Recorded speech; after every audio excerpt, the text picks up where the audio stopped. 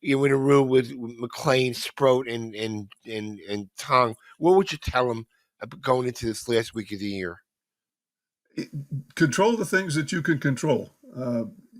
You are responsible for keeping the team in the ball game as long as they allow you to have the baseball and go back out on the bump. And that's the task that you are given. And whatever you can do to accomplish that needs to be done. Beyond that, trying to do more than you're capable of doing a lot of times gets you into trouble. So I tried to stay in my lane and But do the things that I could do best. Jay Horwitz, a special edition of Amazing Conversations with my old friend Jon Matlack. John, I don't know how much you're aware. Right now as we sit in the last week of the season, we're really tied with Cincinnati. Cincinnati's really one game ahead of us. The wild card stuff is no longer in our own reach. But the reason I wanted to speak to you, back in 1973, is a 23-year-old left-hander. You started game one in the World Series, game 7 in the World Series. Pitch a great 2 shutout in the playoffs, and now we have 3 young guys in our rotation: Nolan McLean, Brendan Sproat, and Jonah Tong. In their early 20s, like you were. What do you have? I haven't seen them pitch much at all. I know, what do you heard about these guys? We're in the minor leagues, but just a short while ago. Well, it's obvious that they've got quality stuff or they wouldn't be where they are. I think the key thing is adjusting to the new locale. I had all year, the year before and into 73, so I probably had a little more experience at the major league level than they have at this point. But adjusting to your current environment is key, and I think the ability to have adaptive capacity to be able to recognize where you are at the moment and make critical changes as needed. He's right. In 70, you were the rookie of the year in 72, but still, you're pitching on a team that had Koosman and Seaver, and still to start some key games. I mean, could you imagine what these young guys are going through now? We have, 6 games left in the season. They've all done well, but, now when you get down to the nitty gritty, it's kind of unusual to have 3 rookies basically in a rotation in crunch time right now. I won't disagree with that. And at this point, they've certainly got the team as a whole has got their back up against the wall. They're going to need help from somebody, even if they win out, in order to be able to sneak into the playoff contention. And hopefully that's going to happen. But staying focused in the moment and doing the job that you need to do, controlling the things that you have control over, probably is the most important thing to keep in mind. Judd, when you were a young guy, how much help did Seaver and Koosman give you, when you were pitching in these big games?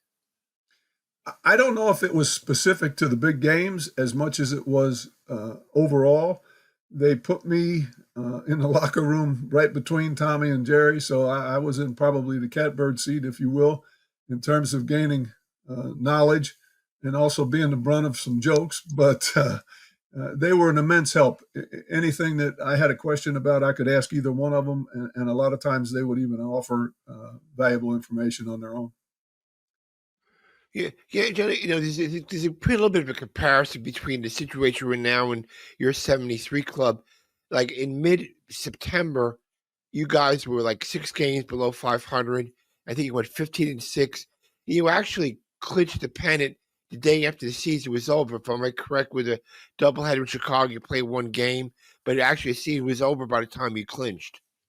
Yeah, I think that's right, Jay. It was a 1-game thing, and we were fortunate enough to get our spot at the top of the division race when it counted. I think every club had been in first place at some point or another during the season. We just managed to be there when it was important.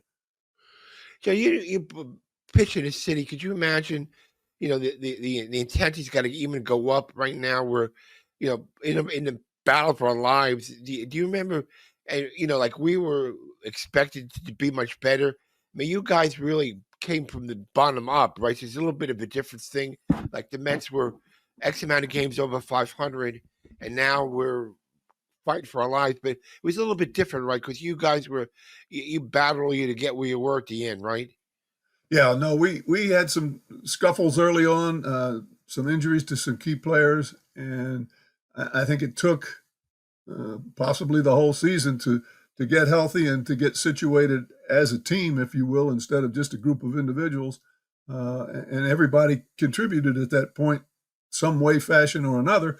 And it wasn't just one person that we were relying on. Everybody had a hand in uh, getting us to the finish line. So in '73, notes, if I could read my notes, you were 5-1 down the stretch. You shot out the Cardinals in a big game, and probably one of the biggest games in the year. In the second game of the playoffs, we lose the first game, and you pitch a 2-hit shutout against a really good Reds team in Cincinnati, and we had gone down 2-0. Who knows what happened? What do you remember about that game, John? It was just one of those days that right now is a blur. Back then, it was a pitch at a time. I'm probably very certain that I didn't think much more than what's the next pitch and where's the best place to put it. But it was one of those days where things just worked well for me. Plays that needed to be made were made. Pitches that needed to be made were made. And we accomplished something that I don't know that anybody really expected us to, but we were equal to the task that day. And then in the World Series, I mean, again, the pressure of a 23-year-old guy with Seaver and Koosman there. You start the first game of the World Series. Unfortunately, we lose. We pitch great. We lose 2-1. You remember anything about the apprehensions or tensions about that game, John? Well, there's, I think, more anxious anticipation than anything else going into big games like that. Really going into almost any ball game, I had that same sense of anxious anticipation. Couldn't wait to get started. But that day, a couple things happened that shouldn't have happened. Very uncommon for Felix to misplay a baseball, which he did. And then behind that, I allowed the opposing pitcher to get a base hit that drove in the runs that beat us. So they were unearned runs, but a lot of that responsibility fell on me because I didn't get that guy out. Should have. And then you won Game 4, and again, there's a lot of debate. Game 7, you or Tom, you gave him a couple of 2-run homers in Game 7. A few, I know you never really knew these guys, but if you were in a room with McLean, Sproat, and Tong, what would you tell them going into this last week of the year? Control the things that you can control. You are responsible for keeping the team in the ball game as long as they allow you to have the baseball and go back out on the bump. And that's the task that you are given. And whatever you can do to accomplish that needs to be done. Beyond that, trying to do more than you're capable of doing a lot of times gets you into trouble. So I tried to stay in my lane and do the things that I could do best. It kind of changed since your day. Like these guys were a couple were in low A, and now they made the jump. And like I said, you had a year to prepare. But so I mean, it's got to be pretty. I'm sure the guys are under a microscope, and we wouldn't be here if they didn't deserve to be here. But it says a lot for their ability to be pitching. And they've all pitched well so far, so you just got to keep it going for another week. There's no doubt that they wouldn't be there if the upper echelon didn't feel that they were capable, and they wouldn't be successful to this point if the stuff and the command of that stuff wasn't to the point where they could accomplish the task. The key to being successful, I think, in the long run is consistency, belief in yourself, ability to adapt as the game progresses so that in any given circumstance you choose the right path to give yourself the best opportunity. Yeah, pitching in New York, amplifies a lot of things. It's not in a smaller market. So, I mean, you were here in New York in the heyday. So, don't you think being in this market kind of amps things up a little bit too? When you go into these games, you're in New York with the big market, the X amount of newspapers there. So it makes everything, compounds everything for these kids, doesn't it? Absolutely, no question. It is you're a small fish in a little glass bowl that everybody can see into, and today's media and social media really compounds all of that. So having the ability to stay confident in oneself and sort of wear a raincoat, not let some of the extraneous stuff that doesn't apply affect you, is probably a very key attribute. And it appears that all these guys have it to some degree, but enhancing that and making it as good as it can be is probably going to help Hey, them in the long run. John, so 73, that's 27 and 25, 52 years. Is it still bitter? We went to Oakland with a 3-2 lead. How frustrating or bitter do you still look back that we lose two close games and don't win the series? You think about that a lot when postseason comes around? I don't think about it a lot so much anymore, Jay. I used to think about it some. Um, I was very upset when we didn't do as well as I expected us to do, and I was a big part of that in the last ball game. It seemed like there were some guys that weren't necessarily as upset as others, and I think maybe that was a lot to do with the pressure. Some people just seemed like it was a good thing that it was over, glad that it was over, where there was a core group that were upset that we didn't put our best foot forward and should have done better. So it's a little bit of a bitter pill, but it was a long time ago, and there's certainly nothing I can do to change it now. John, I know you live in Georgia. You still find time to root for the Mets. How often do you try and catch the games on TV, or is it I hard to follow? unfortunately don't watch too many of the ball games, but I do get on the computer in the morning on MLB.com and review box scores and keep tabs on who's doing what and that type of thing. I still do have a few people that I coach that are playing, and I check in on them too, as well as the Who, Mets. who do But you, can you name? Who do you have that's still playing, John? well, Verlander's still playing. He's probably the key guy from Yeah. my days with Detroit.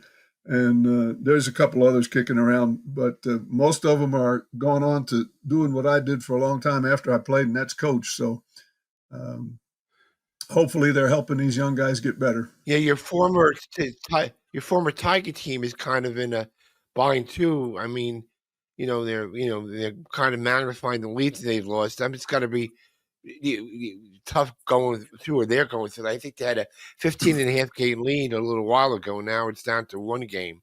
So these Yeah, last six games are going to be kind of crazy. they're going to have a rough go, and they're playing against the team they've got to beat. I think starting tonight, and it'll be You, interesting to you, you see know, what happens there.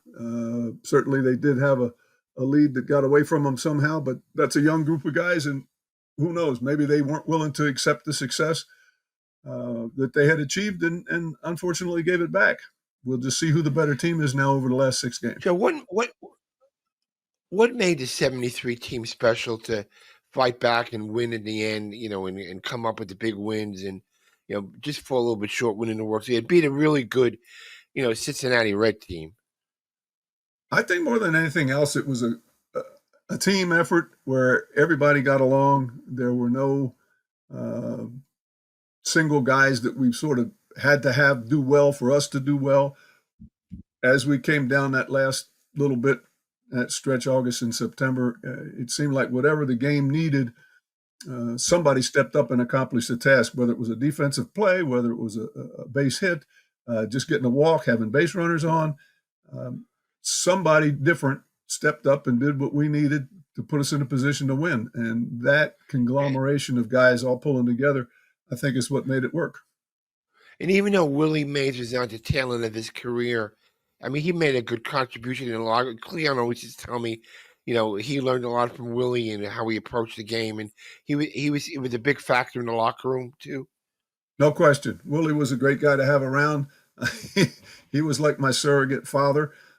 Used to call me kid and would tell me if we were out having something to eat, you're pitching tomorrow, kid, you go home and get your sleep and all that kind of stuff. So the other thing too about Willie is that the physical attributes may have been waning a little bit, but his mind was still sharp on the game, and he knew some insights that other guys didn't, and there was a lot of stuff you could learn from the guy Yeah. because of his experience.